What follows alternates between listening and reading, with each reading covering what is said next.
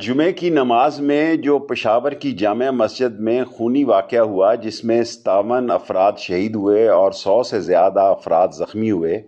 ان کے تینوں ملزموں تک KPK کی پولیس اور تحقیقاتی ادارے جو ہے ان کی شناخت ہو چکی ہے اور ان کی تہہ تک پہنچ چکے ہیں،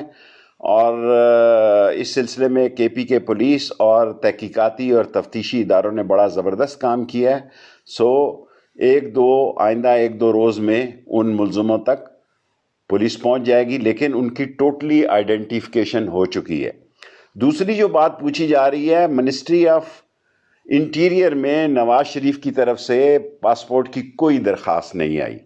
اور تیسری اہم بات جو میں کہنا چاہتا ہوں کہ عدم اعتماد کا بڑا شور مچایا جا رہا ہے،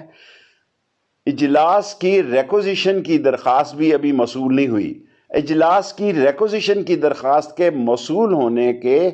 14 دن کے اندر اندر اسپیکر نے اجلاس بلانا ہوتا ہے۔ اجلاس کی ریکوزیشن اور عدم اعتماد کی تحریک دو مختلف چیزیں ہیں، دونوں اکٹھی نہیں ہیں۔ اور اگر عدم اعتماد کی تحریک پہ بھی 3 دن 2 دن اسپیکر صاحب کے پاس ہوتے ہیں، پھر 7 دن اس پہ تقریریں اور اس کے بعد ووٹنگ ہوتی ہے، اپوزیشن جو ہے عوام میں غلط فہمیاں پیدا نہ کرے۔ ملک سیلابوں یا زلزلوں